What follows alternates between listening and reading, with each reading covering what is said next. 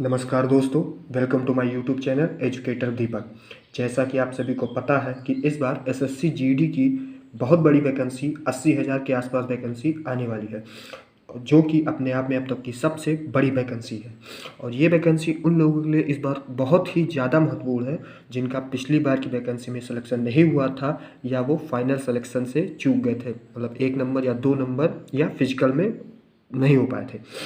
तो ये इस एग्ज़ाम को आप कैसे पास करें, कैसे आप एग्ज़ाम को आसानी से पास करें, इस बार बहुत ही आसान है इस वैकेंसी को निकालना।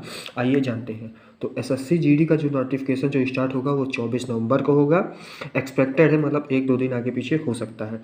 एग्ज़ाम जो स्टार्ट होगा वो 20 फरवरी से स्टार्ट होगा और मार्च तक होगा। अब एज सबसे बड़ा मुद्दा है। एज जो आपका है 18 से 23 साल है। अब इसमें एज छूट मिल सकता है या नहीं मिल सकता, ये नोटिफिकेशन आने के बाद पता चलेगा। वैसे उम्मीद है कि इस बार एज में छूट नहीं मिलेगी, क्योंकि पिछली बार एज में छूट मिल गई थी। और वैकेंसी जो है वो 80,000 के आसपास है, मतलब 80,000 से ज़्यादा है। तो चलिए जानते हैं कि एसएससी जीडी का इस बार सिलेबस क्या होगा, वह कैसे इसकी, और इसके इम्पोर्टेंट टॉपिक्स कौन कौन से होंगे।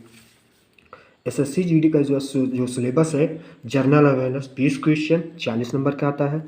मैथ 20 क्वेश्चन 40 नंबर का आता है। रीजनिंग 20 क्वेश्चन, ये भी 40 नंबर का आता है। हिंदी 20 क्वेश्चन, ये भी 40 नंबर का आता है। टोटल आपका हुआ 80 क्वेश्चन और 160 मार्क्स का पेपर होता है। टाइम आपको मिलता है 1 घंटा, मतलब 60 मिनट। और अब जानते हैं इसके इम्पॉर्टेंट टॉपिक्स कौन कौन से हैं। जनरल अवेयरनेस, सबसे पहले जनरल अवेयरनेस।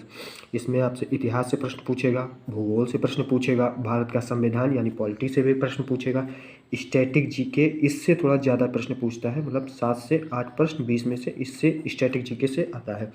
करंट अफेयर्स आपका लास्ट 6 मंथ करंट अफेयर होगा, वही पूछेगा। मतलब फरवरी में अगर आपका एग्ज़ाम है तो आपको जुलाई 2023 से और फरवरी 2024 फरवरी 2024 तक के करंट अफेयर आपको देख के जाना है, ठीक है। अब उसके बाद हम देखते हैं मैथ के मैंने सभी टॉपिक्स नहीं लिए, जो जो इम्पोर्टेंट टॉपिक्स हैं वही है।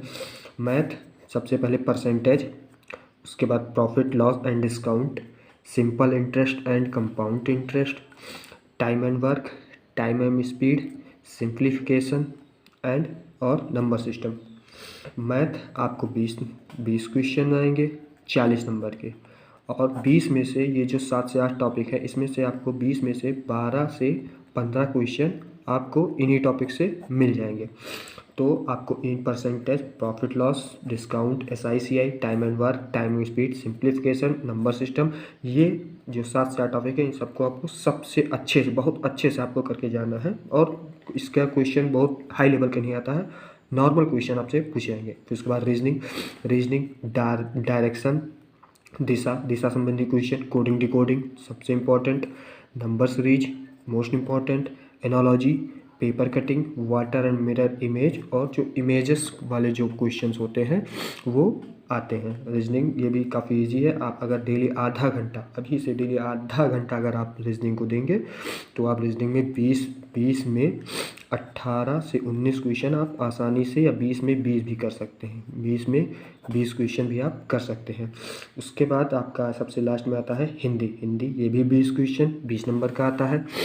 हिंदी में आपके विलोम शब्द आते हैं, पर्यायवाची आता है, शुद्ध और अशुद्ध शब्द आते हैं, त्रुटि आधारित प्रश्न आते हैं, वाक्यांश के लिए एक शब्द, मुहावरे एवं लोकोक्तियाँ, रिक्त स्थान और आपठित गद्यांश। हिंदी आप, ये आसान है, हिंदी काफ़ी आसान है, लेकिन आपको इसको डेली पढ़ना पड़ेगा, क्योंकि बहुत लोग देखते हैं हिंदी वो सुनते आसान है तो उसको नहीं पढ़ते हैं। लेकिन ये सबसे बड़ी है, क्योंकि हिंदी और रीजनिंग यही 2 सब्जेक्ट ऐसे हैं जो आपको मैरिट बनाएंगे, ठीक है। तो इन 2 सब्जेक्ट को आप डेली अभी से ही आधा आधा घंटा दीजिए और आराम से आप पेपर्स बाहर निकाल सकते हैं। तो हिंदी में आप आराम से 20 में 18, 19 या 20/20 भी कर सकते हैं। तो ये हुआ सिलेबस। तो उम्मीद है आपको भी वीडियो अच्छा लगा होगा। वीडियो कैसा लगा कमेंट करके हमें ज़रूर बताएं। तब तक के लिए धन्यवाद।